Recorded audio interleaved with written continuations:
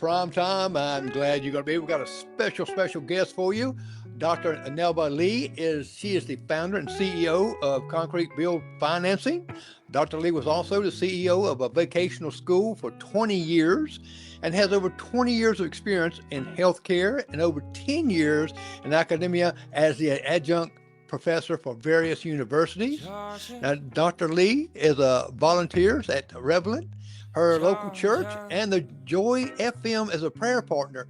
She was a homeschool mom and a substitute teacher for a Christian school. She has been married for her best friend Donnie for 25 years, and together they have 3 children. And Dr. Lee was a Governor Kemp appointed board member of the Department of Community Health. She is the vice chairman of the board of the Henry County Pregnancy Resource Center, Bridge Wellness South, a former Republican candidate for the state Senate in District 17, and a current candidate for Georgia Superintendent of Schools.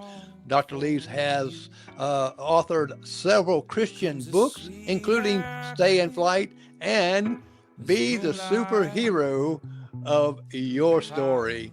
And she also, Dr. Lee, is the founder and CEO of Mito Incorporated. I hope I'm saying that right. I'll ask in a moment. A medical court interpreting, translating training institute, which employs interpreters and translators directly to healthcare, legal organizations in need of its services. Man, that is great.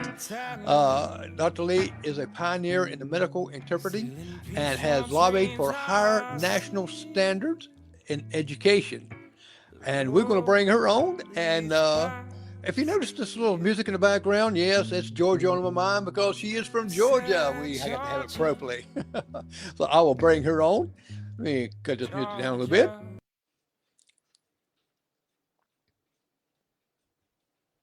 Dr. Lee. Thank you for having me here, Jory. You're welcome. I tell you, I was about to run out of breath there for a minute. All the things you do, I was going to have to go take a nap and come back. Very, very, very, very busy later. And, you have your doctorate degree, and you don't look like you've been married that long. Come on. I appreciate the compliment. Yeah. Yes. Now, and growing up, was how was your parents teachers? Were they a very advocate on education? Tell me a little bit about your growing up in childhood and your education growing from that point.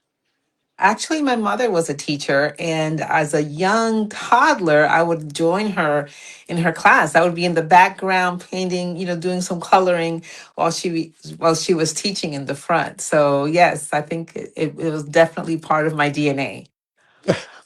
When your mother's a teacher, you got that. They put you in because my son and daughter are teachers, and my daughter's children. I tell you, she nails them. She pushes them real good, and now both of them in college. One's working on her doctorate degree, Oh, and wonderful. so very, very proud of them. And so they both. My son's retiring from teaching. He's already retired, but he's going back working, and daughter's looking for that day to retire. I hear you.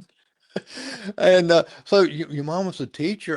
Did she? Was you in any of her classes? No, but I do recall, I believe I was beginning first grade, and I was trying to sound something out, and as she was getting my hair ready, to go to school, and I couldn't quite read it. And she took me out of school that day, and she was like, "You're going to learn to read today." And she got me to read that day. I remember that vividly. So she was a stickler for her children knowing how to read, and literacy was very important to her. Well, Dr. Lee, my son and daughters were both. We've talked before your interview. I was telling them I was going to interview you and told them quite a bit about you, and I'm glad you brought up the reading part because what we're seeing now in the kids today is a lot of them, even in high school, really don't know how to read very well. And I was surprised. A few of our schools here's got little television things, or not television. They produce. The tablets. Yes, and I listened to some even in the seventh, eighth grade struggling to really read. Yes. And I don't know, well, we've lost that in our technology. Do you have any advice or any things that you're going to focus on, look at? Because to me, even my son teaches math, and they have math problems that they have to read, and a Yes. lot of them struggle with that. Can you give me some insight on that? Well, honestly, Jerry, I believe it's all the curriculum changes that we've been doing. We've been using our children as guinea pigs throughout the years. You'll come in with some new learning and new curriculum, new learning style and new curriculum style that a whole generation of kids have had to change every 5 to 10 years. We need to just go back to the basics. Phonics is the best way to teach reading, Jerry. It was a proven system. It worked for us, our generation, and we need to just go back to the basics. And children that learn with phonics actually read better because they're able to sound things out so much better, and they're able to navigate difficult words a lot better, and be able to understand the concepts so much better. And you mentioned it. You need literacy for everything, not just English. You need it for history, and you need it for math. So if you don't have that strong foundation in literacy, it affects your entire learning years, your entire education. Well, the hook on phonics, I remember that, to get hooked on phonics when it came out. And I thought that was the coolest things because it kind of gets you, like you said, sounding the words. Correct. And I think if you struggle with reading, you're going to struggle with a lot of other different things because you're getting frustrated for one thing. And technology is great on certain things, but certain things we just got to get right back to the book and learn how to pronunciate some of these things.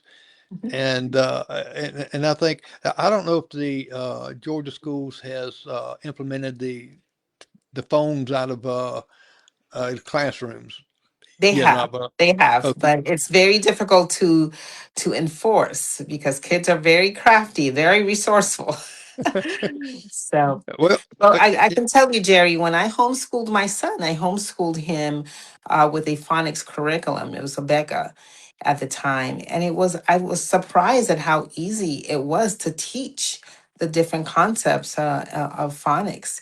And so I'm appalled, just like you, that so many of our kids, fourth grade here in Georgia, 70% of our fourth graders are not reading at the fourth grade level. And then that translates to 76% of our graders are not doing math, are not proficient in math. We're seeing so many of our kids going off to college having to take remedial courses when they get to college because they just can't read. They're illiterate. yeah, and that's sad because they might excel in other things. And as far as the phone things here in South Carolina, my son and daughter both, they love it when they implemented that, and they see my son was telling me that in the lunchroom they see kids communicating with one another. They see them talking and doing things, and now the kids are used to this, and they like it because they do doing some of these things, and they strict pretty implement on them in our county, Good, and good. it has worked. The teachers love it. At first, they thought, "Oh my goodness, this is going to be a nightmare," but it turned out not as many had infractions at the beginning, and even less and less, and just almost kind of gone away. I mean, they said it's the best thing because this AI and all this other stuff here, they would implement as far as being cheating some on scores, and now they're actually learning a little bit on it Good, good. I'm glad. because we know how AI is. At least I do. It's not always the greatest thing than bread. Mhm. Now, now you are a candidate for the Georgia Superintendent of Schools there, Yes. and Mhm. and I think you would most personally self just by reading all the things that you do and been implementing and managing and CEOs of that you have a strong value as far as what school system goes about, what teachers, all these things here, plus business because Yes, it is a business in a way. it And is. When Georgia ranks 38th out of 50, that affects the quality of people that we're getting to Georgia, the quality of the businesses that are coming to Georgia. So it at the end of the day, it affects the bottom line of Georgians. So we should all care about the quality of our schools, even if you don't have children in the school system. no, there's something that I've seen in your platform, and I love this because it's I hear so many that graduate and they say, "Well, I can't find a job because I say I've got a bachelor's degree." I said, "What is it in?" Well, philosophy, you Right. know, or something like that. And even to get some of the others, they just hard to find a job and they get discouraged. And on your platform, you say you're going to ensure that all graduates have at least one trade school certification under their belt. Tell me That's about your goal right there. So let me back up and tell you a little bit about my story. So Okay. when I was a freshman in high school, I made a decision that I was one of the first in my family to obtain a. And now I went on to then get a trade certificate the summer between my junior and senior year in high school so that I could pay my way through college. And that was a game changer for me, Jerry, because I was able to, once I had my bachelor's, I obtained my bachelor's degree. I was able to get a job right away because I had experience in the industry. And so many college students have struggle because they don't have actual real world experience in the industry that they just received their degree in. And I would like to see every high school student graduate with a trade school. Now, you can get trade schools in as little as 6 months, some of them, 18 or 24 months. And here in Georgia, that wouldn't add not one penny to the budget because we are already funding dual enrollment, right? Up to 30 credits of dual enrollment. And so I Yes. would like to see every graduate of high school get a diploma as well as a trade school certificate. And here's why. Why everybody? Because if you're college bound, it will actually help you get real world experience in the industry that you're getting a degree in. But if you're not college bound, it is a career that you can have and it will give you an actual workforce ready job, career, right? And so many kids are graduating high school and not knowing where they're going to go, not knowing what they can do to actually pay the bills, put food on the table, and be productive members of society. So, and we're not just talking the white collar jobs, the blue collar jobs here. Yes, we need electricians and welders and plumbers. Those are jobs that are paying 100K a year, Yeah. and they're very much needed.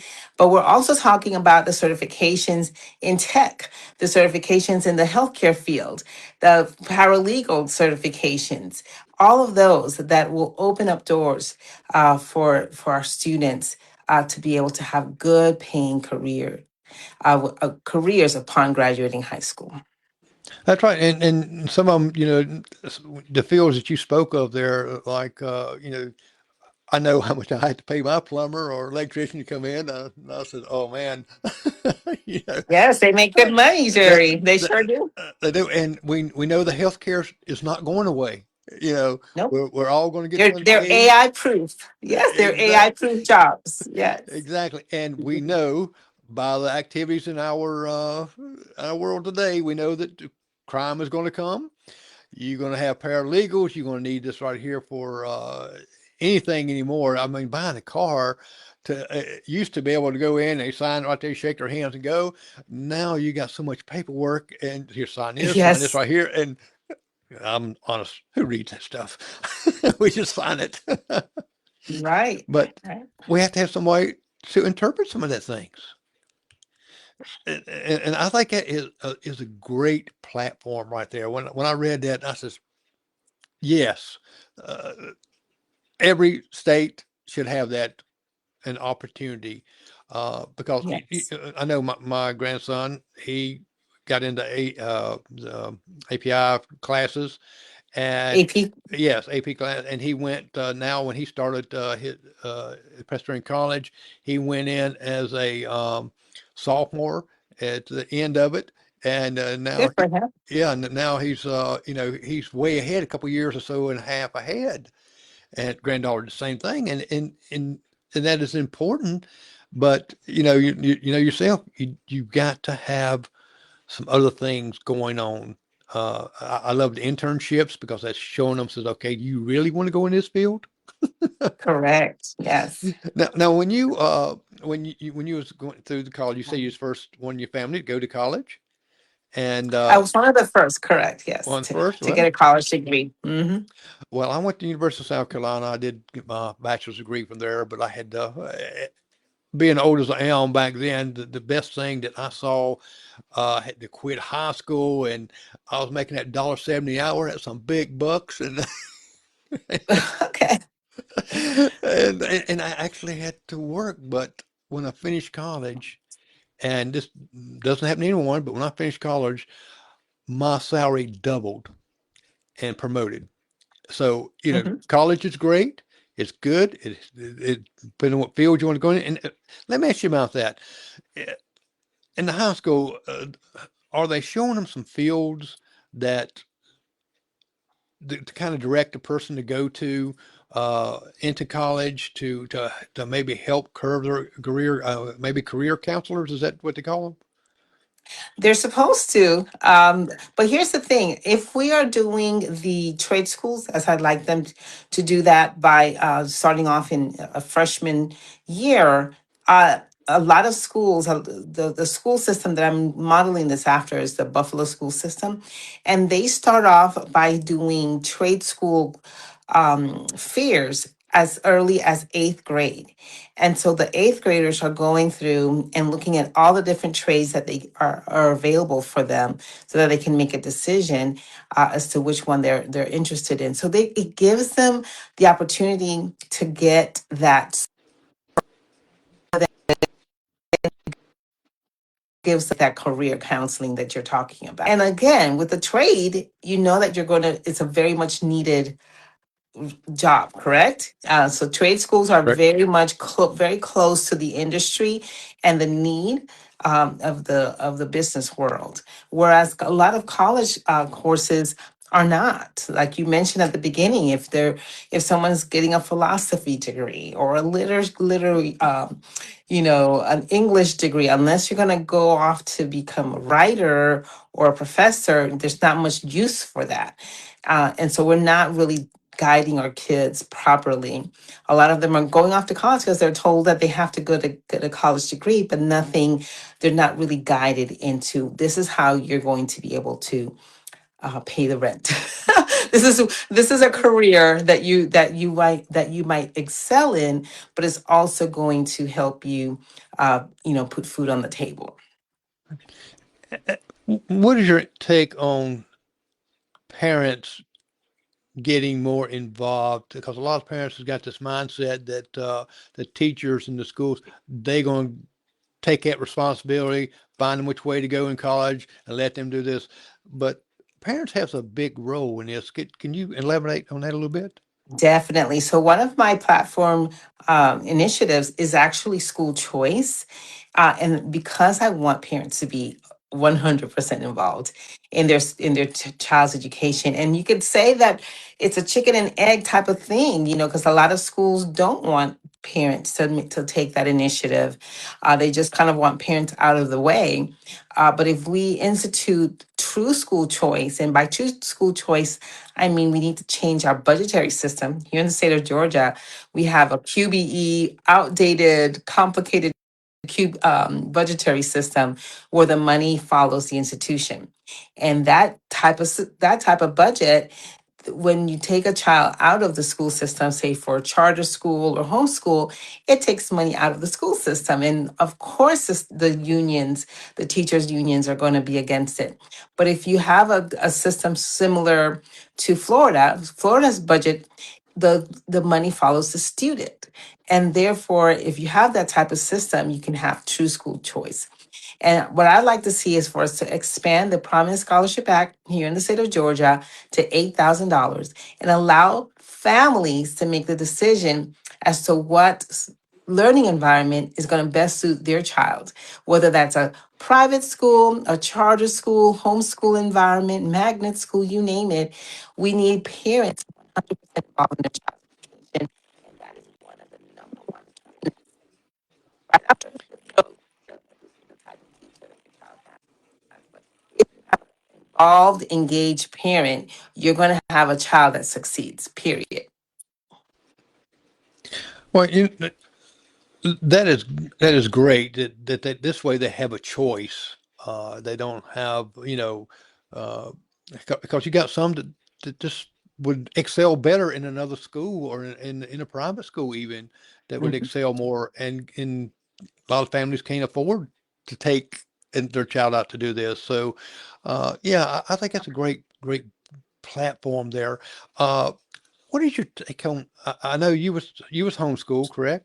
Or you I did was a homeschooling? homeschool mom. I was a homeschool mom with my eldest.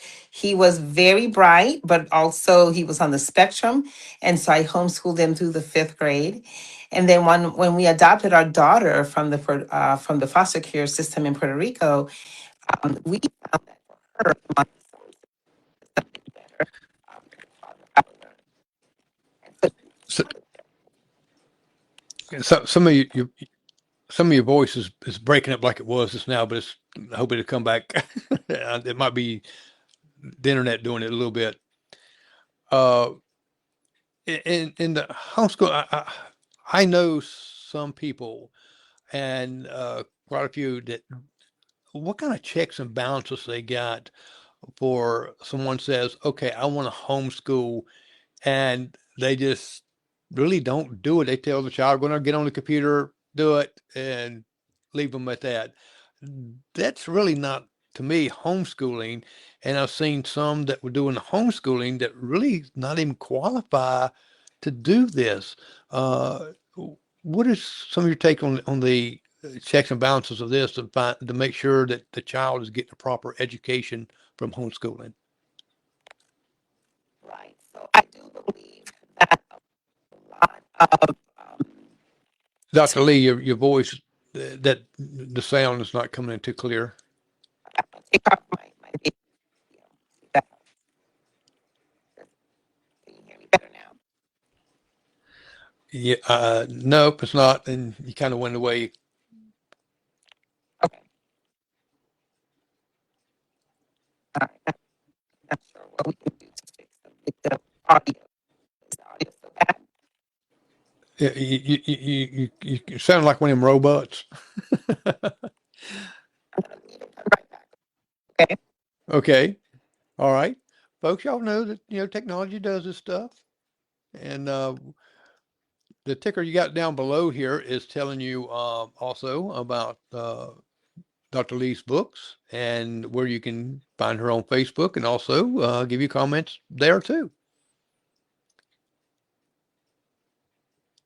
And let me go out of this caption here just to see when she's going to come. She should be coming right back because, we want to hear some of this important stuff here. It's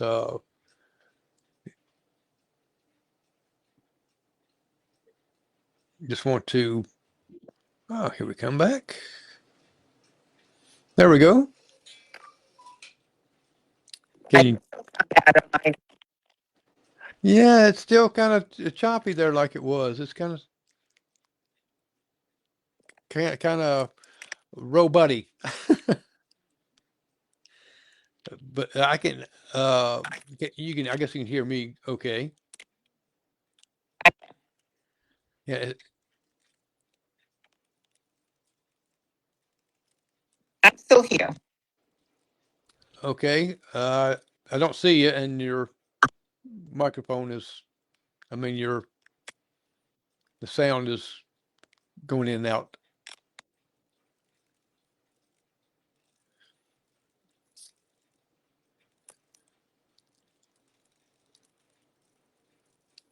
I'm still. I can't hear you. What would you think? Hearing garbled? Yeah, you're really breaking up. I think you're not getting a good connection on the internet because you freeze up just a little bit and then it starts cracking a little bit.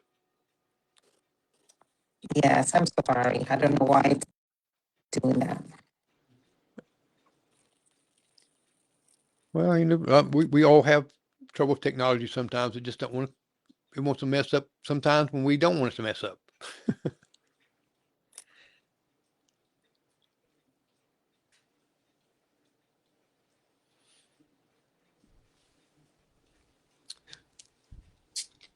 We are talking to Dr. Nelva Lee. She's a candidate for the Georgia Superintendent, and we're getting some good information here that might even help our own state.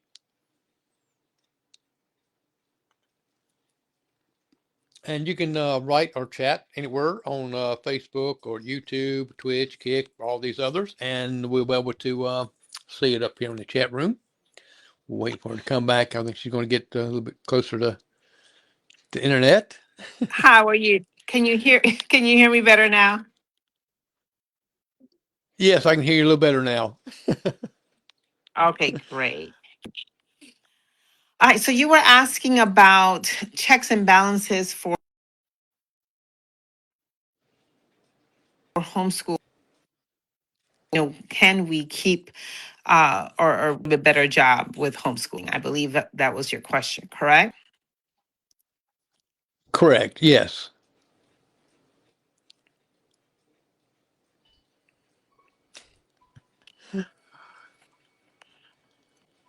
Is that correct, And Mr. Jerry? that's correct.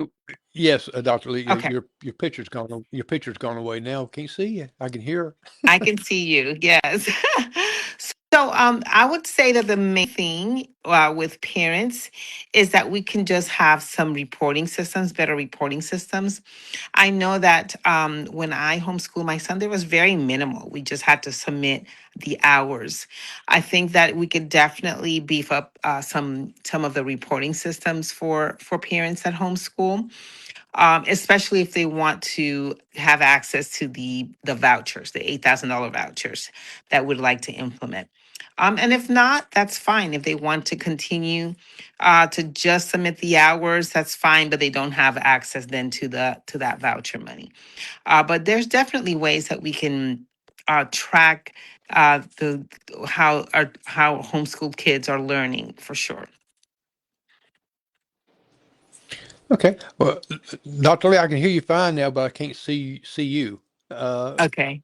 But I hear you good. Okay, great. But your camera must have went off. I can see myself. I'm not sure why you can't see me. Okay. So click.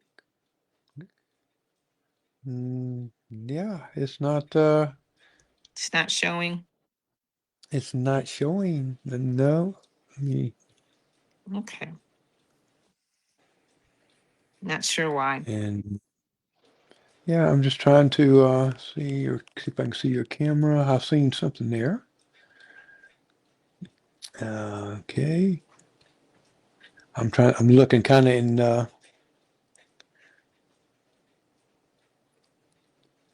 Okay. I can see you, Jerry.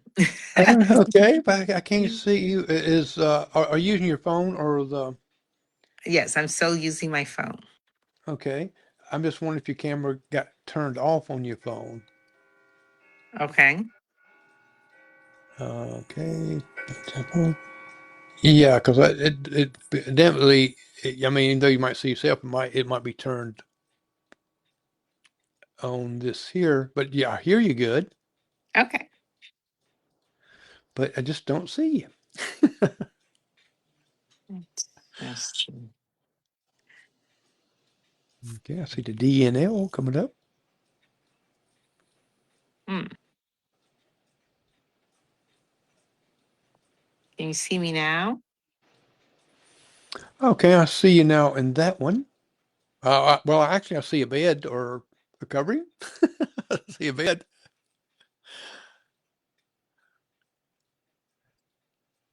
No, folks, we're not selling furniture.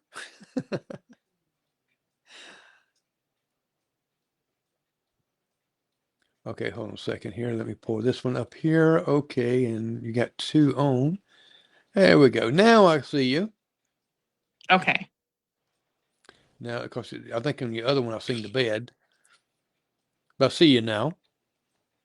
Okay. Okay, but we heard everything. Wonderful. Sorry about that. Technology is interesting, isn't it? Oh, it is. It is. Uh, Now, there's another platform I want to ask you about too, that you want to ensure that everyone with a desire and aptitude to go to college makes it to college. Hmm. And what is your goal there? Because, and you're right, we got some bright kids out there that doesn't have the means, or the family doesn't have the means for them to get into a college. Right. So I guess really where I'm really focused on that is the literacy. Is going back to making sure that we have really good literacy programs, because we have very bright kids that just are not getting the proper training early on, or even catching them up when we notice that there's a problem in high school. And a good way to do that is with vocational literacy programs. Now, for those here in Georgia, we're very fortunate that we have the Hope Scholarship, and that is tied to GPA. And what I'd like to see is that Hope Scholarship to be treated like a sports scholarship, in that students don't just automatically lose it if their GPA falls a bit in college, because we all know that that first 2 years, they're away from home for the first time. They are kind of getting their sea legs, and we don't want to penalize them just because of that. And so I really would like for colleges to utilize that Hope Scholarship, or allow their students to utilize that Hope Scholarship better. And so, what I'd like to see implemented is a star system for parents to know which college the Hope Scholarship will better be suited for their child if they want their child to get a 4-year degree. So those are some of the initiatives that I'd like to implement in that regard. Now, you've mentioned in one of your platforms about students are not adequately prepared for college and requiring the medieval courses when they arrive. Uh, what can we do to get them more prepared? What age do we need to start preparing our children for college?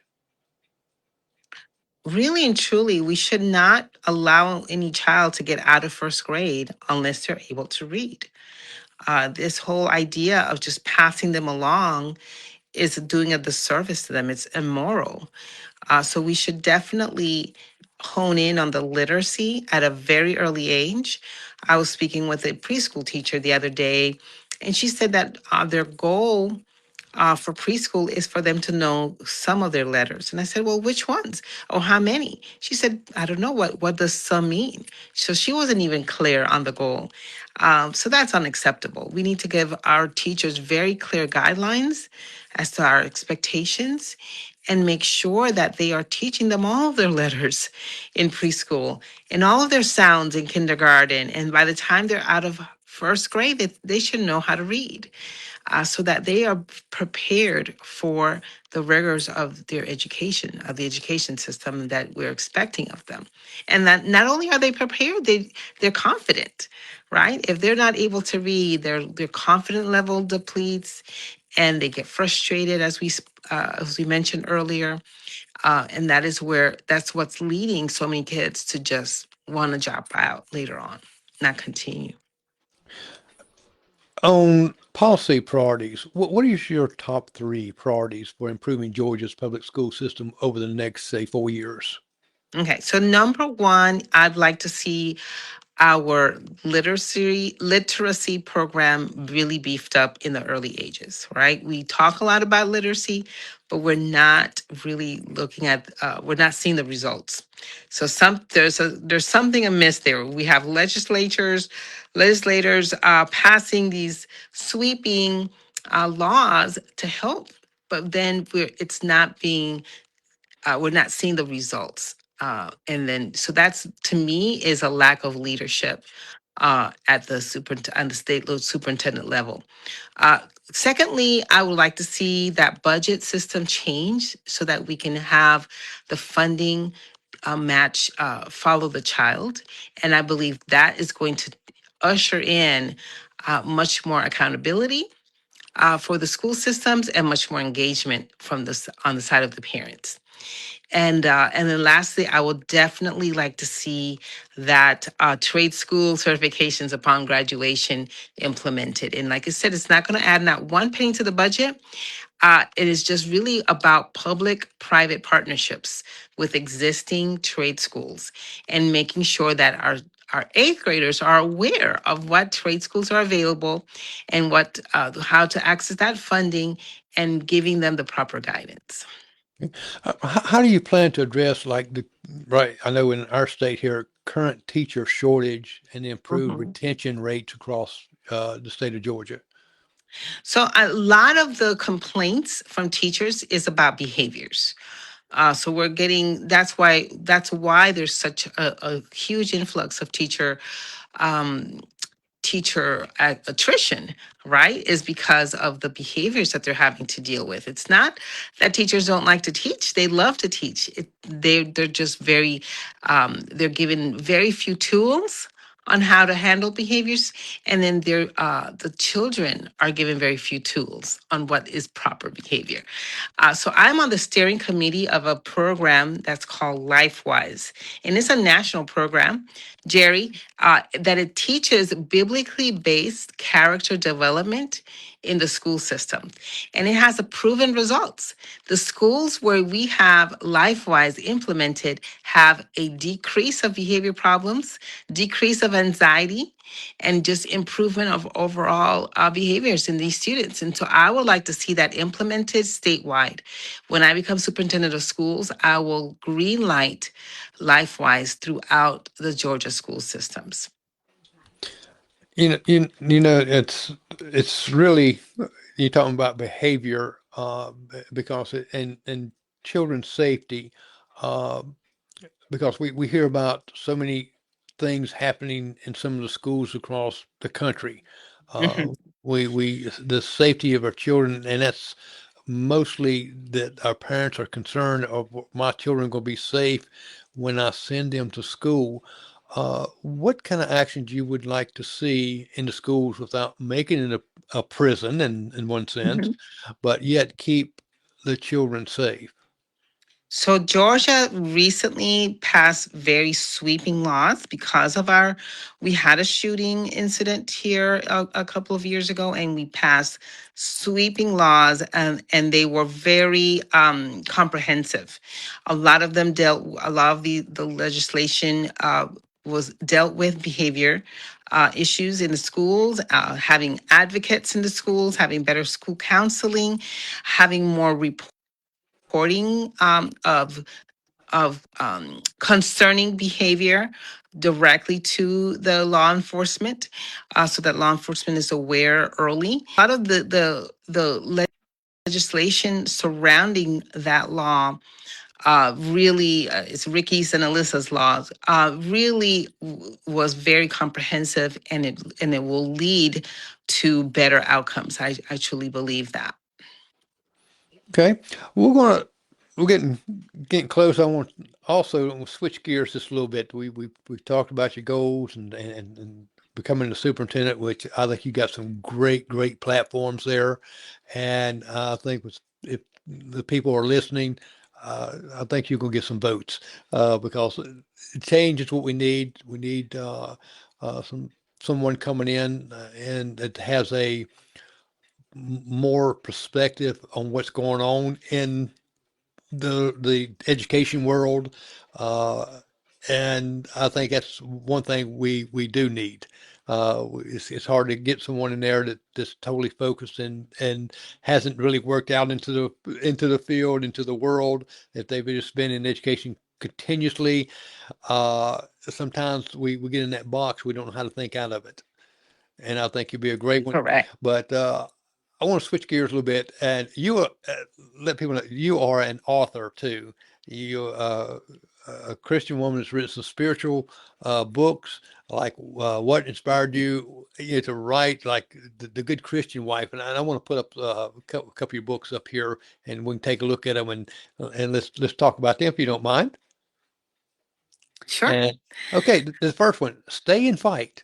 Tell me about that. hmm So I've been married with to my best friend, my husband, for 25 years. There's a little known fact that women, when they reach menopausal years, one of their hormones that led to them making connections with their babies and their spouse uh, decouples, like it just detaches, making these women very susceptible to wanting a divorce. And so that's why you see so many women wanting divorces at that age, so later in life.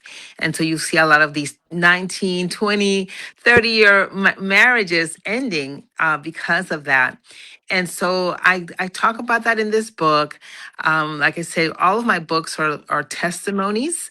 The Bible says that we overcome by the blood of the Lamb and the word of our testimony. And so a lot of these books are my testimony of how I overcame different challenges. And so that's what Stay and Fight is talking about, is really encouraging women to stay and fight for their marriages, fight for their families. It's biblically based book on marriage. Well, yeah, and that's and I love that part of it. I'm a Presbyterian minister myself, a pastor, and when families start having trouble and their children's grades start to drop because they pick up on it, Correct. and you start separating the family, you're not only hurting one another, but we forget about the children and how they feel. We usually don't take that into account, and that affects their education. And we need good Christian leadership, whether it be in our White House or in our schools. We need leadership.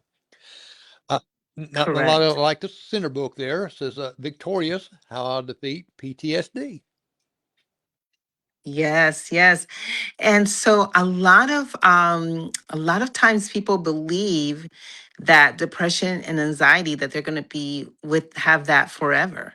And I don't believe that one bit, one iota. And I know that in my own life, uh, as a result of abuse in my childhood, I suffered from depression in my early 20s, and I was able to overcome that and completely, vanquish it.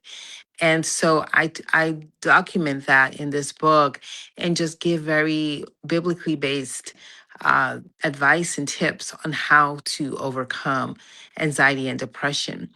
And in fact, the last book, "Be the Superhero of Your Story," is a book about resilience. It's a book about how to take the challenges that life presents you and use them as stepping stones. And it's about realizing that every single one of our challenges is really is just a setup for us to show just how strong we are. And obviously, I have on that cover a young girl praying, because prayer is does make you powerful, is your superpower. So definitely, I hope if any of your listeners is struggling with their marriages or struggling with anxiety and depression, or knows of someone that is, I believe these books might be very beneficial And all to you're them. going to have to do, folks, is just scan the QR code right there, and it'll take you right to Amazon, and you can see some of her books there that she has there.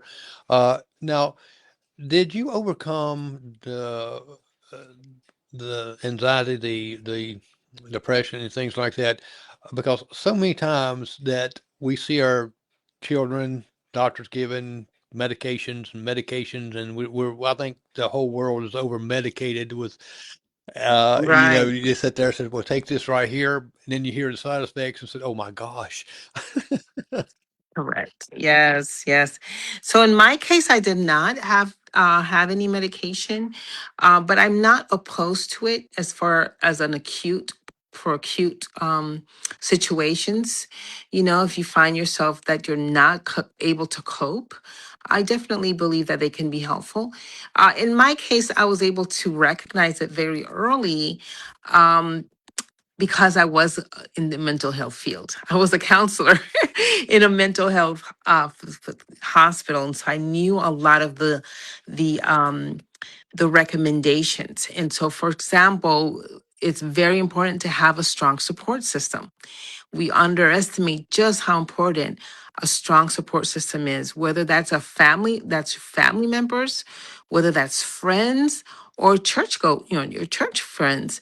You have to have a strong support system, people that love you and encourage you, and people that you can talk to. Um, Very, very important. Second, you have to eat healthy. You have to exercise. And so all these things are so important. It's important to be able to really care for your mental health.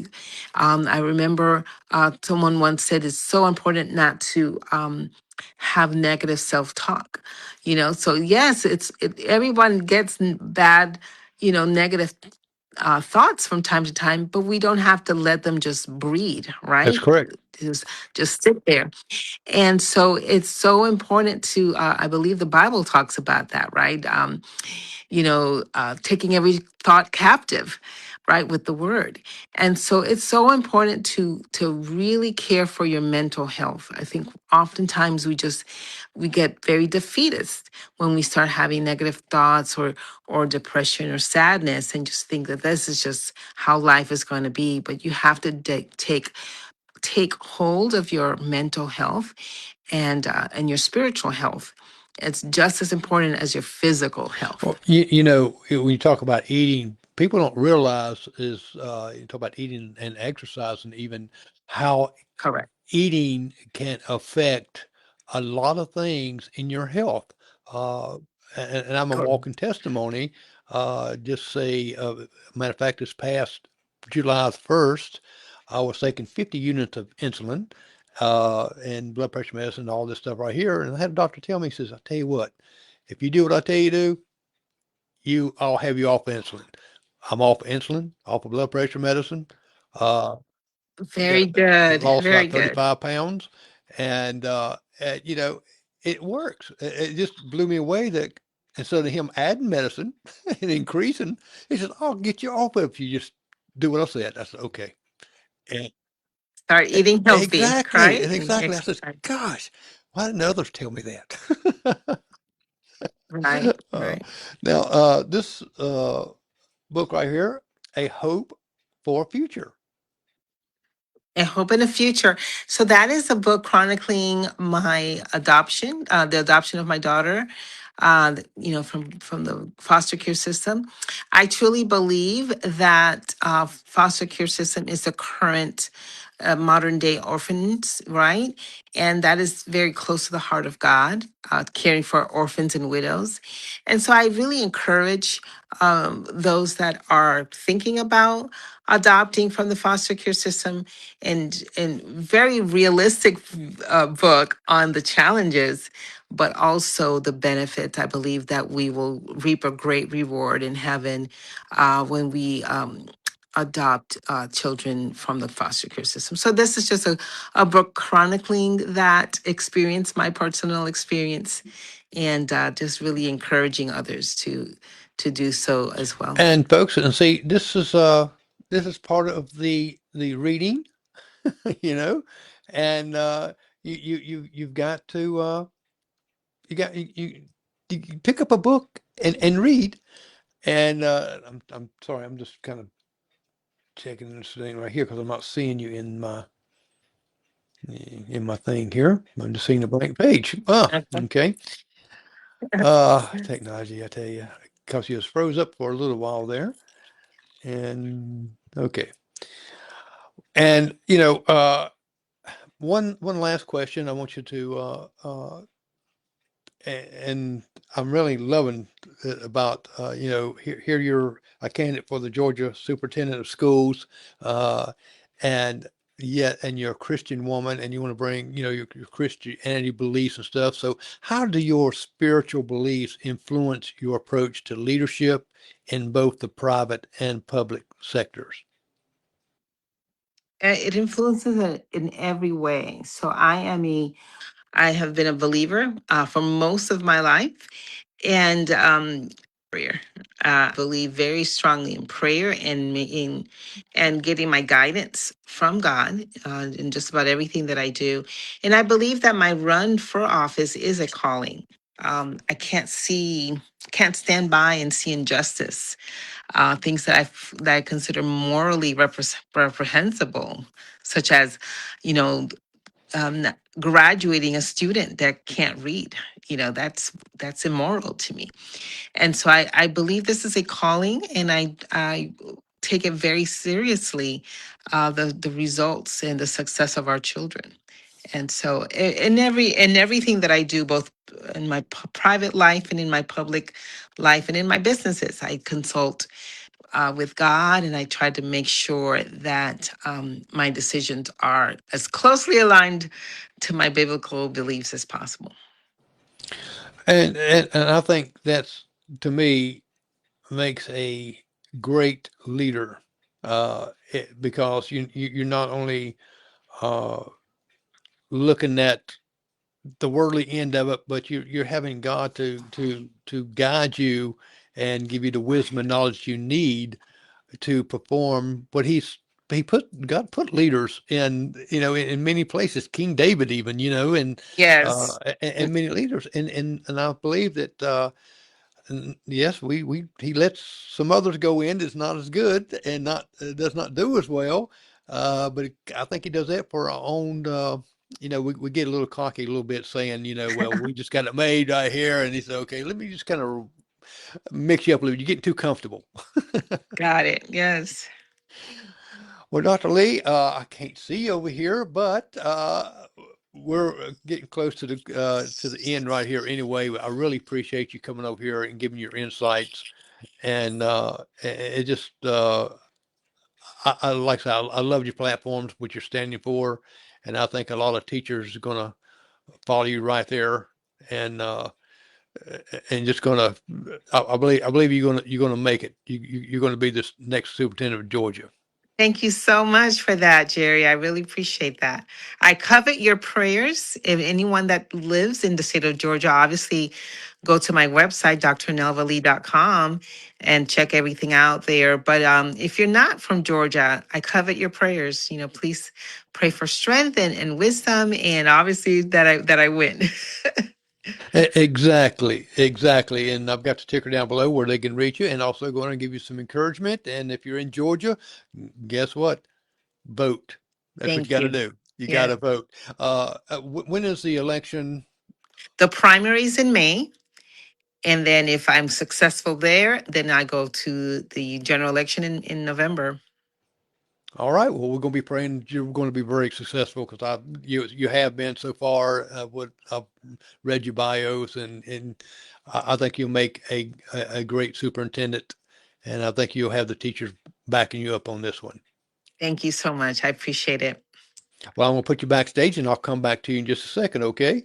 Sounds good. Okay. All right. We have been listening and talking with. That's right, Dr. Lee, and she is going to be your next she's a candidate for Georgia Superintendent of Schools, but she's going to be your next superintendent. You hear me? All right, and you're going to have to let me know if you get out and vote, and go listen to some of her platform. And when you listen to some of her platform, you're going to see some great ideas there. And buy her book. Buy her books like it. If you're fill in some of the things, and just go read a little bit when you go to Amazon. You can see on the bottom right here her website. Go and listen to her platform. Listen to different things she has to say. Like I said, just pick up and read a good book. How's that? Well, I'm Jerry McKee, and thank you for being with us today. And may God bless, and have a wonderful, wonderful Merry Christmas. Will be coming up, hey, about a week and a half, 2 weeks. Good night and God bless.